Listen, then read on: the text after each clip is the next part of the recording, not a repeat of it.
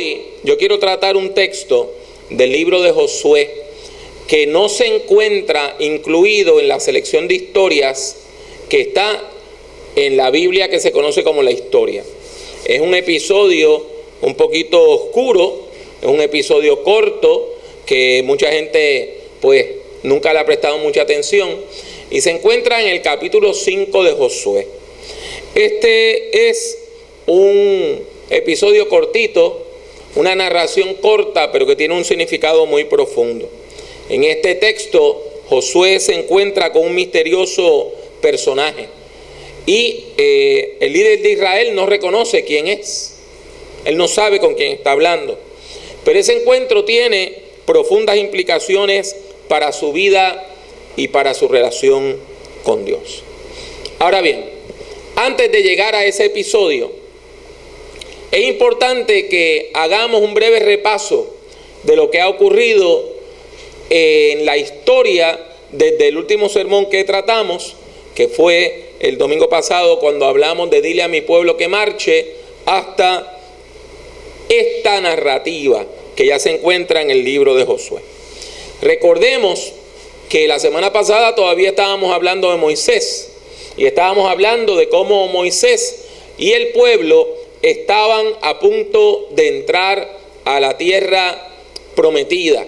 Sin embargo, en ese proceso fueron perseguidos por los egipcios y se enfrentaron con el mar.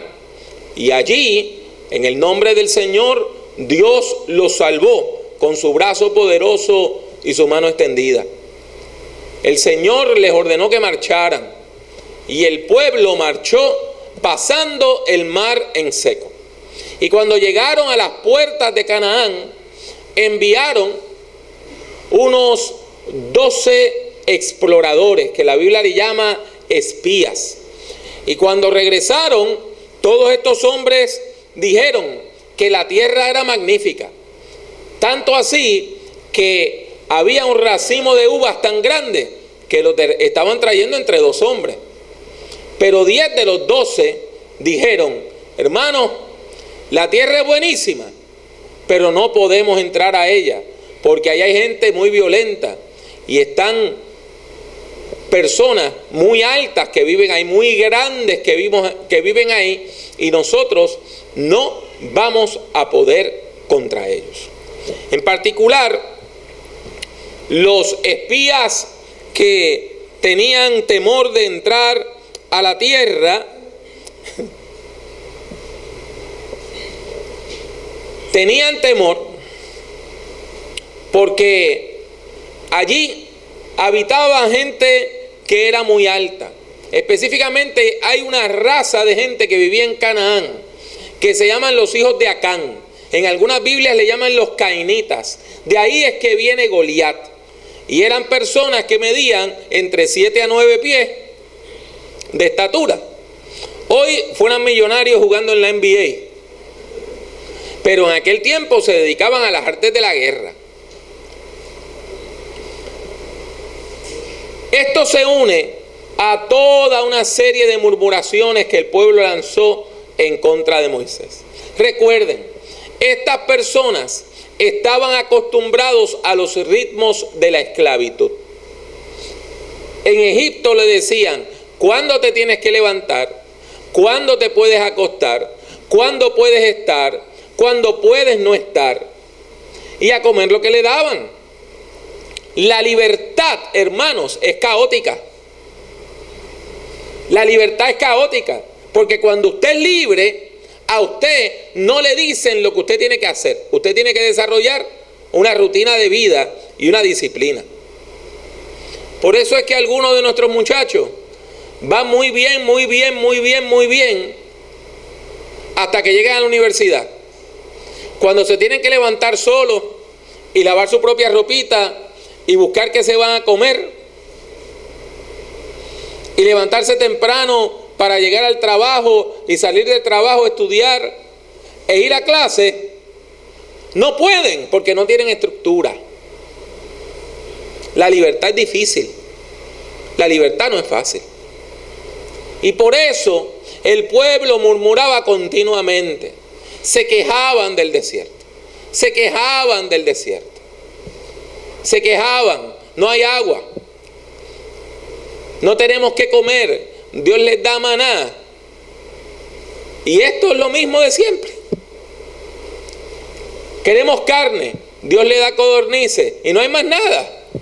Y esto es lo único que vamos a comer. Ya estamos cansados de las codornices y viven en ese ritmo de queja. Dios le da una tierra y ¿qué dicen? Ay no, hay gente que vive muy grande, nos van a matar, vamos a volver a Egipto. Y llega un momento donde Dios le dice a Moisés, no puedo con esta gente ya. Ya no puedo con esta gente. Aún en el desierto, en un momento de desesperación, le pidieron a Aarón, el hermano de Moisés, que hiciera un becerro de oro. Y no era para adorar el becerro, la idea era de que Dios iba a bajar a pararse allí. Pero esa era la excusa. En realidad, el culto lo estaban haciendo frente al ídolo. Y Dios le dice a Moisés, mira ya, vamos a hacer algo. Ninguna persona mayor de 20 años va a entrar a la tierra prometida. La única excepción son los 2 hombres valientes, los 2 espías, los 2 exploradores que dijeron que siguiéramos andando, que son Josué y Caleb. Y yo me imagino que Moisés le dijo al Señor, nadie más mayor de 20 años, nadie más. Señor, yo tengo más de 20 años, tú tampoco vas a entrar. Son palabras duras, hermanos. Hermanas, son palabras muy duras.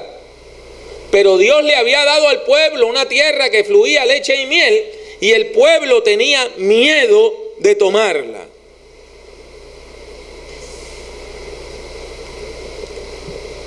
Si usted toma esto en consideración, Josué tenía más de 20 años. Las únicas 2 personas mayores de 20 años que se les permitió entrar a la tierra eran Josué y Caleb. ¿Y por cuántos años el pueblo vaga en el desierto? Por 40 años. Cuando finalmente muere Moisés, el pueblo está listo para entrar. Pero Josué ya no es un muchacho. Ya no es el joven Josué. Es un hombre que tendría 60, 61, 62, 64 años. Y le da temor la empresa. Y Dios le tiene que decir, esfuérzate y sé valiente, porque así como estuve con Moisés, estaré contigo. Y aquel hombre ya anciano le toca entrar a la tierra prometida. Y si digo anciano, gente, es porque 60 años, 1500 años antes de Jesucristo, no son 60 años ahora. Hoy llegamos a los 60 años con espejuelos, con antibióticos, con reumatólogos y fisiatras, con pastillitas para el dolor y terapia física. En el mundo antiguo eran 60 años a pulmón. Hermano, no es fácil la empresa. Pero Dios le habló a Josué. Dios le habló a Josué y le dice que va a estar con él. Le dice que le va a dar la tierra. Le asegura que su presencia va a estar con él. Y una vez más le repito que le dice, así como estuve con Moisés, estaré contigo. No te dejaré ni te desampararé. Esfuérzate y sé valiente, porque tú repartirás este pueblo como heredad la tierra que juré dar a sus padres. Solamente esfuérzate y sé muy valiente, cuidando de obrar conforme a toda la ley que mi siervo Moisés te mandó. No te apartes de ella, ni a la derecha, ni a la izquierda, para que seas prosperado en todas las cosas que emprendas. Nunca se apartará de tu boca este libro de la ley, sino que de día y de noche meditarás en él, para que guardes y hagas conforme a todo lo que está escrito, porque entonces harás prosperar tu camino y todo te saldrá bien. Mira que te mando que te esfuerces y seas valiente. No temas ni desmayes, porque Jehová tu Dios estará contigo donde quiera que vayas. Y esa promesa que se encuentra en el capítulo 1 del libro de Josué es lo que debe animar a este hombre a dirigir, a continuar dirigiendo el proceso de liberación. Cuando entran, ocurren toda una serie de milagros. Uno es que vuelven a pasar un cuerpo de agua en seco. Se detiene el flujo del río Jordán y ellos cruzan el Jordán en seco. Hacen una ceremonia para renovar el pacto. Los hombres que no habían sido circuncidados se circuncidan. Toman 12 piedras y hacen un monumento. El pueblo está completamente listo para entrar. Y se enfocan en una ciudad llamada Jericó. La arqueología nos dice que es una de las ciudades más antiguas del mundo. Es un lugar que ha estado habitado por más de 8.000 años continuamente. Y cuando usted ve las excavaciones, hay precisamente una parte de las excavaciones que demuestra que la ciudad se quemó. Y hay una parte de las excavaciones que usted ve la ceniza. Y coincide con el tiempo de la conquista. Jericó es una ciudad de veraneo. Es una ciudad donde hay cantidades y cantidades y cantidades de ojos de agua, charcos, ríos y riachuelos en el medio del desierto. Entonces la gente iba allí a veranear, pero también es una ciudad peligrosísima porque está rodeada por el desierto, y si usted va unas millas al sur se encuentra uno de los lugares más inhóspitos del mundo, que se llama el Mar Muerto, y allí la temperatura sube de 120 a 130 grados a la sombra. Usted se puede imaginar entonces que Jericó es una ciudad importantísima porque viene a ser uno de los puntos de entrada a toda la tierra de Canaán. Y allí se concentra la oposición cananea. Y Dios le da al pueblo de Israel la estrategia para entrar y tomar la ciudad. No iban a hacer un asalto directo, sino que iban a rodear la ciudad cantando y marchando y tocando trompetas y alabando al Señor, y iba a ser Dios quien iba a hacer que cayeran las murallas de aquella ciudad. En medio de toda esta historia es que encontramos el episodio que leyó nuestro hermano Javier. Se encuentra en los versículos 13 al 15 del capítulo 5. Y aquí encontramos una historia bien particular.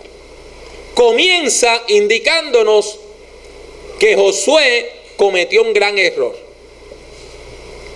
Y usted me va a decir, hermano Pablo, eso no está en la Biblia, no dice que cometió un error. Bueno, dice el versículo 13: estando Josué cerca de Jericó, alzó sus ojos y vio un varón que estaba delante de él, el cual tenía una espada desenvainada en su mano. Dice el texto que Josué va acompañado de alguien. Anda él con su guardia. Él está solo. En un ambiente de guerra como este, hermanos míos, el general de un ejército no puede andar solo. Porque si matan al general, ¿qué va a pasar con el resto de la gente?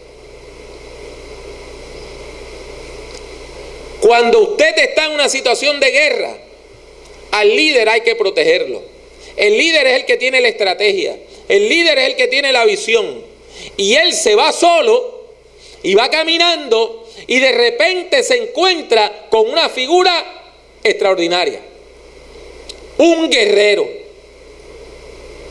Un guerrero que está armado, que tiene armadura y que tiene una espada en su mano.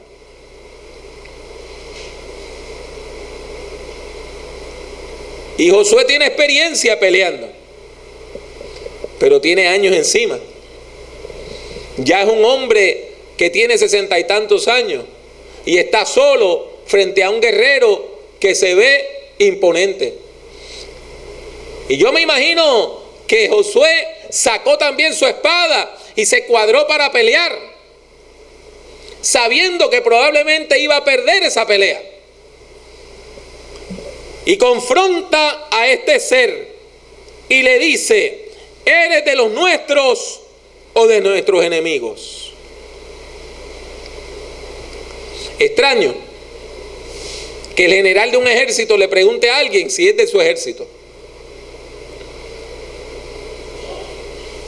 La vestimenta de este ser tenía que ser extraña, algo que él nunca había visto, ni en los ejércitos enemigos, ni en el de él. Y él hace la pregunta, y probablemente la hace con gran temor, pensando que si es un enemigo, aquí él se tiene que fajar a pelear con esa persona, y que si muere, el pueblo iba a quedar sin liderazgo. La respuesta de este ser también es extraordinaria. Le dice: no, mas como príncipe del ejército de Jehová he venido ahora. Yo sé que estamos acostumbrados a ver en el cine y en la televisión los angelitos que pinta Hollywood con alas. La mayor parte de las veces que en la Biblia hay un ángel o mensajero de parte de Dios, la gente piensa que es un ser humano más. Los ángeles bíblicos no tienen alas y no se ven a simple vista como seres distintos. Se ven como seres extraordinarios y a veces con ropa resplandeciente, pero no se ven distintos a un ser humano. Le preguntan: ¿eres amigo o eres enemigo? Y ¿sabe qué? Cuando a usted le hacen una pregunta, ¿eres A o B?, usted contesta A o B. El ángel contesta C. No, no te voy a contestar esa pregunta. La pregunta está incorrecta.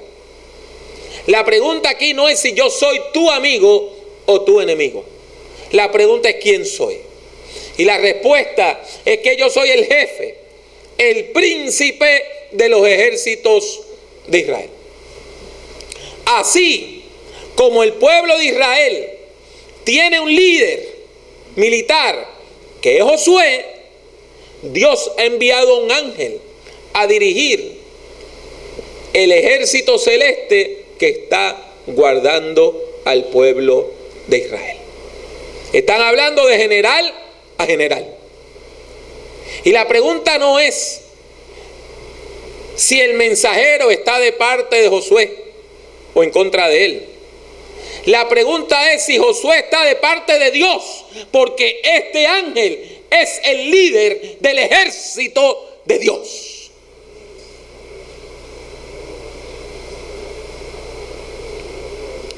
Esto es importantísimo. La idea de que Dios protege a su pueblo, la idea de que Dios envía ángeles a acampar en torno nuestro, la idea de que nosotros no estamos peleando solos, la idea de que mientras usted está batallando por la vida, Dios envía sus ejércitos celestiales a cuidarnos y a guardarnos. Hay momentos donde usted se siente que va solo en la vida y que todo depende de su espada. Pero la palabra de Dios nos dice que las batallas en la vida no se ganan con espada, no se ganan con ejército, sino se ganan con la presencia de Dios. Y es la presencia del Señor manifestada en este ángel,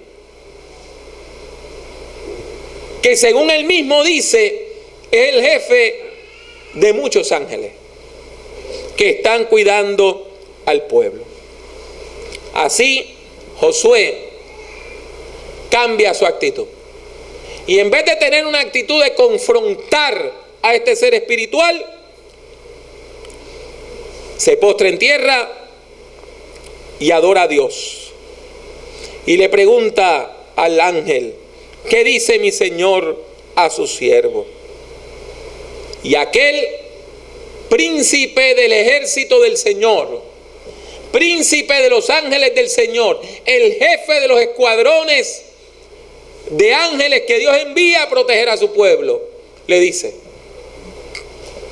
quita el calzado de tus pies, porque el lugar donde estás es santo. Quita el calzado de tus pies, porque el lugar donde estás es santo. ¿Eso no le recuerda algo que ya usted ha leído en otro momento? Recuerda Éxodo 3. Recuerda la experiencia de aquella matita de espina que estaba prendida en candela y no se acababa de quemar. La experiencia de la zarza ardiente que tiene Moisés. Y cuando él ve aquel fenómeno que ocurre, escucha que Dios le dice: quita el calzado de tus pies, porque el lugar en que tú estás, tierra santa es. Y aquí usted puede comprobar lo que Dios le había dicho a Josué en el capítulo 1. Así como estuve con Moisés, voy a estar contigo. Y le da la misma experiencia de que donde tú estás es tierra santa, porque es tierra del Señor. Si usted lo mira desde este punto de vista,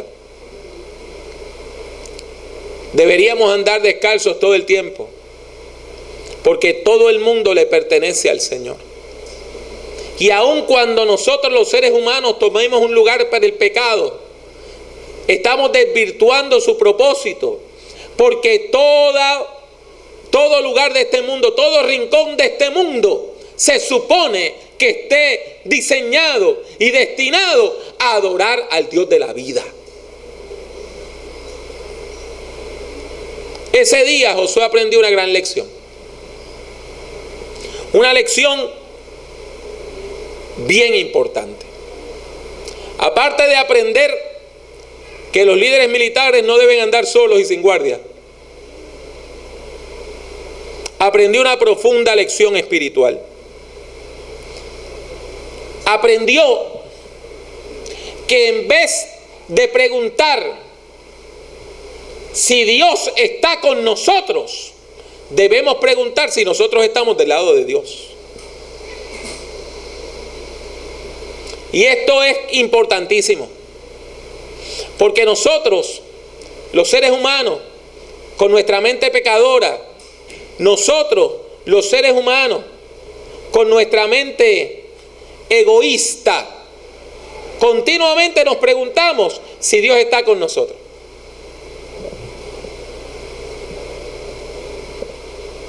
Y esa es la pregunta equivocada. No es si Dios está conmigo o en mi contra. La pregunta es: ¿estoy yo del lado de Dios? ¿O estoy yo en contra de lo que Dios desea?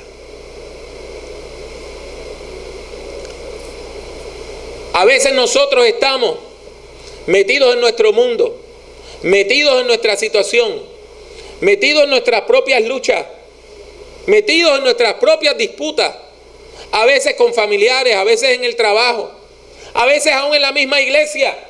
Y la pregunta es, no si Dios está de tu lado, sino si en esta contienda tú estás del lado de Dios. Dios no puede ser comprado y Dios no puede ser burlado. No importa lo que usted ore o ayune, usted no va a torcer la voluntad de Dios para que Dios haga algo malo. Si hay algo que es lo mejor, Dios está del lado de lo mejor, no de la mediocridad. Por lo tanto, no importa todo lo que usted le pida al Señor, Dios nunca va a hacer lo malo. Y aquí entonces encontramos un cambio de paradigma. En vez de yo hacer planes y pedirle a Dios que los bendiga,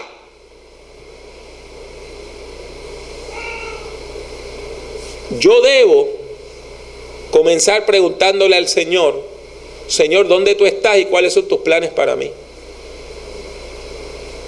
Y entonces yo seguir el plan de Dios, en vez de pedir que Dios siga el plan mío. Hermanos, hermanas, es importante que tengamos eso claro. Pero no solamente esa lección aprende Josué. Josué también aprende una segunda lección. Y es que nos toca a nosotros, los seres humanos, cultivar la amistad con Dios. Ya Dios ha tomado todos los pasos necesarios para que usted y yo alcancemos salvación. Dios se ha revelado. Dios nos está buscando. Dios ha enviado a sus ángeles a protegernos.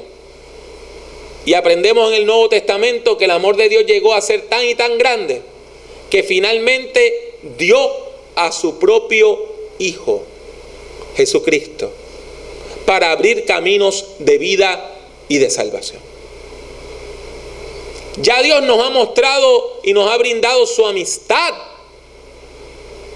La pregunta es si usted está cultivando esa amistad que Dios le ha ofrecido. La espiritualidad es amistad con Dios. La espiritualidad no es un juego de quién está de qué lado. Es una profunda relación con Dios. Y en vez de nosotros estar orando de esa manera confrontacional, Señor, ¿tú estás conmigo o estás en contra mía? ¿Por qué no comenzamos postrándonos delante del Señor, adorando al Señor y preguntándole qué es lo que tú quieres que yo haga, Señor? En vez de tener la espada en la mano, ¿por qué no nos quitamos las sandalias y reconocemos que estamos en un lugar sagrado? Este texto tan cortito tiene muchas implicaciones espirituales. La más importante es que Dios desea que reconozcamos su presencia y que cultivemos su amistad. Quiera Dios que cada uno de nosotros pueda ser contado entre las grandes amistades de Dios.